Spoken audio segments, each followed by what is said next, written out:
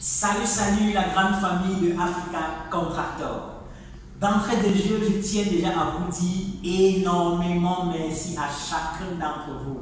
Car grâce à vous, au bout de 2 mois, nous avons pu atteindre les 1000 abonnés. Il est clair que nous avons commencé avec 0 abonnés, mais grâce à vous, nous avons pu atteindre les 1000 abonnés. Et pour cela, je suis motivé à vous produire davantage du contenu sur nous pour égayer davantage vos connaissances.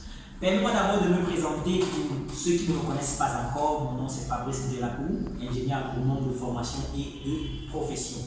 Sur cette chaîne, nous parlons d'agriculture, d'élevage, d'agroalimentaire et beaucoup d'idées de business qui concernent l'agro-pastoral.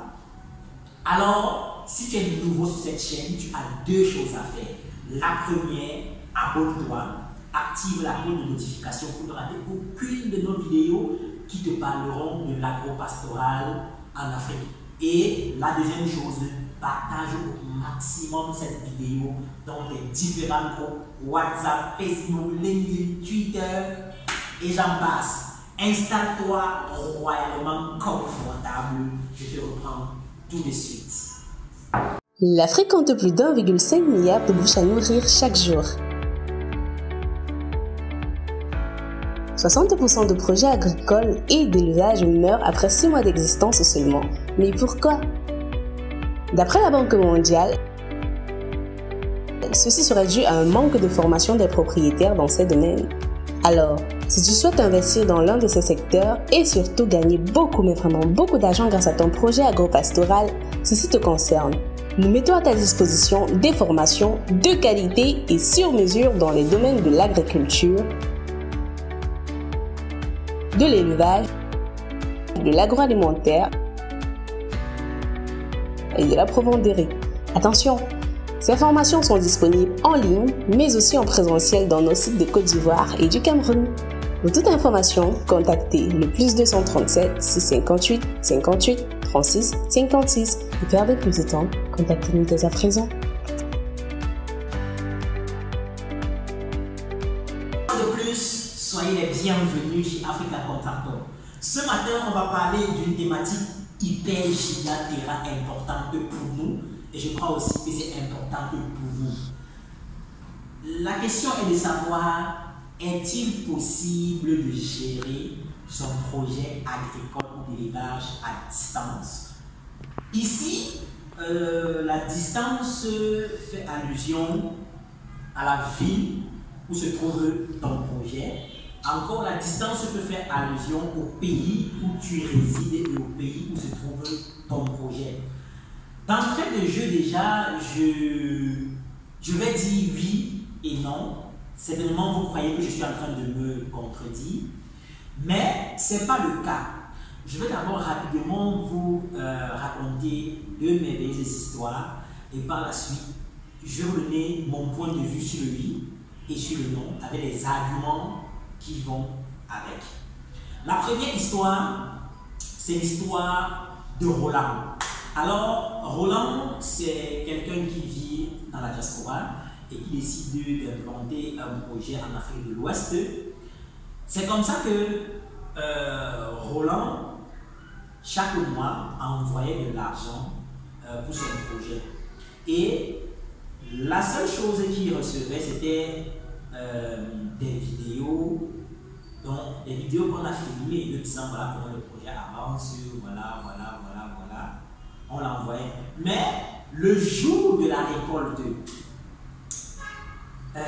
Roland a attendu qu'on lui montre les vidéos de la récolte et qu'on l'envoie l'argent. Ce n'est jamais arrivé. Ce n'est jamais arrivé. Donc, vous voyez que au travers de cette première histoire, moi je dis non, c'est pas possible de gérer son projet à distance. Mais par contre, la deuxième histoire est l'histoire de Marc. Alors, Marc, c'est quelqu'un qui vit à la diaspora, qui a décidé d'implanter un projet en Afrique centrale. Alors, lui, qu'est-ce qu'il a fait? Premièrement, il a confié son projet à une entreprise. C'est-à-dire quoi? C'est comme une assurance. C'est-à-dire, quand j'achète un véhicule, je fais l'assurance sur le véhicule. C'est-à-dire, quand je fais l'accident, l'assurance paye au moins, si je ne me trompe pas, ça va être 70-75% des dommages que l'accident a causé sur mon véhicule. Et moi, je paye les 25 ou les 30 autres pourcents. Donc ça, c'est d'abord la démarche de Marc, pardon. Et par la suite, en plus de cela, Marc a recruté quelqu'un qui était formé dans le domaine. C'est-à-dire ce que Roland n'avait pas fait. C'est-à-dire il faisait la livraison de poulet de chair, il a recruté un technicien qui maîtrise l'élevage de poulet de chair. Et maintenant, par la suite, Marc a investi un peu dans la sécurité de son business, c'est-à-dire quoi? Il a acheté un téléphone Android où il pouvait notamment faire les appels vidéo en direct. Il ne veut pas les vidéos, on parlait filmer l'appel de quelqu'un, on le montre. Il pouvait faire les appels vidéo en direct et en plus de cela, il avait mis les caméras à côté, les caméras contrôlables à distance. Il pouvait savoir si vous avez mis le poulet dans la ferme ou pas, si vous avez vendu les œufs ou pas. Maintenant, avec l'histoire de Marc, moi je peux encore vous dire maintenant, oui, c'est possible de gérer son projet à distance. Mais ça va faire un peu comme si je dis quelque chose et son inverse. On va aller sur une base de quelques éléments qu'il faut prendre en compte pour gérer son projet à distance. Donc ma seule et unique réponse est oui, on peut gérer son projet d'élevage ou d'agriculture à distance. Mais si et seulement si vous respectez les quelques éléments que je vais vous donner au travers de cette vidéo. Comme je le disais d'entrée de jeu, ma seule et unique réponse est oui. On peut gérer son projet d'élevage ou d'agriculture à distance. Si et seulement si vous prenez en compte les quelques éléments que je vais vous donner tout à l'heure. Le premier élément à prendre en compte, si vous voulez gérer votre projet à distance, est le suivant. Premièrement, prenez la peine, vous, de vous former dans le domaine que vous voulez investir. Est-ce que vous comprenez? Je m'explique. Si vous voulez vous investir dans la culture de la tomate, prenez la peine d'acheter une formation ou de suivre une formation même en ligne dans la culture de la tomate. Votre formation en tant que promoteur d'une ferme agricole est différente d'une formation d'un technicien. C'est pas si on se comprend. Donc, on va vous enseigner le management des projets agricoles. On va vous enseigner le contrôle de la finance agricole. L'itinéraire technique, on va survoler l'itinéraire technique des cultures avec vous. Or, par contre, avec le technicien, on va entrer en profondeur parce qu'il est sur le terrain. En fait, cette formation va vous permettre premièrement de faire quoi? Va vous permettre premièrement de maîtriser la finance agricole de votre projet. Pourquoi on ne vous appelle pas à travers dire oh il faut l'engrais, oh il faut le médicament. Parce que si vous ne connaissez pas le nom des engrais qu'il faut utiliser, si vous ne connaissez pas les médicaments qu'il faut utiliser, si c'est en élevage, si vous ne connaissez pas les vaccins qu'il faut utiliser, si c'est en élevage, si vous ne connaissez pas les insecticides, si c'est en agriculture qu'il faut utiliser, on va vous berner. On va vous dire à travers non, il faut tel insecticide, non, il faut telle vitamine, non, il faut tel ceci. Puisque vous ne vous y connaissez pas, c'est comme ça que l'argent ne va que sortir. Et à la suite, si vous vous amusez, vous aurez plus que dépenser que ce qui va entrer à la fin de la vente. Maintenant, le deuxième élément, c'est quoi? Le deuxième élément pour moi, c'est de confier votre projet à une entreprise agricole. Je m'explique.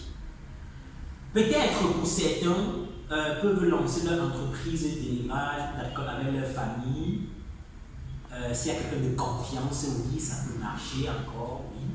Mais si vous n'en avez pas, confiez cela à une entreprise agricole. C'est-à-dire, vous signez un contrat. Peut-être moi, entreprise Fabrice, je m'engage à vous produire peut-être 10 poules pondeuses à hauteur peut-être de 100 francs et au bout de 5 mois, voilà le bénéfice que vous pourriez avoir. C'est un contrat signé. Monsieur, s'il ne respecte pas ton contrat, il va payer les pots cassés. Un contrat, c'est un contrat. À la mesure du possible encore, il peut venir te dire, voilà, tu vois, durant le processus, il y a eu tel problème. Je peux te donner au moins les 85% de ton argent investi. Et du coup, quand je vous dis ça, ça me fait penser à quelqu'un que j'aime bien. Et elle aime souvent dire que 1% de 1 milliard vaut mieux que 0% de 0 milliard. Est-ce que vous comprenez ça? Donc, il est clair que si vous investissez dans une entreprise et qui par la suite peut-être il y a tellement de difficultés, le projet n'a pas de bénéfices, mais au moins c'est capable de vous rembourser 85-90% de votre taux d'investissement, ça vaut mieux que zéro. En fait, le contrat que vous signez, c'est une sécurité pour vous. Parce que l'entreprise a le devoir de vous fournir des résultats. Là, ça sécurise déjà votre projet. Est-ce que vous comprenez? Ça sécurise déjà votre projet. Et maintenant, le troisième élément à prendre en compte, bien que l'entreprise va travailler avec vous, prenez la peine d'avoir soit du personnel formé, soit alors de demander à l'entreprise dans votre contrat de former votre personnel. Parce qu'il faut dire que ça va vous coûter que l'entreprise produise, vous accompagne et quand vous donne de l'argent, le bénéfice quoi.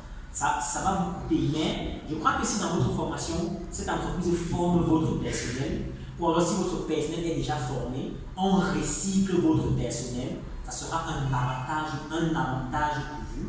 Et par la suite, vous pourrez rompre le contrat de l'entreprise et votre personnel pourra prendre le relais.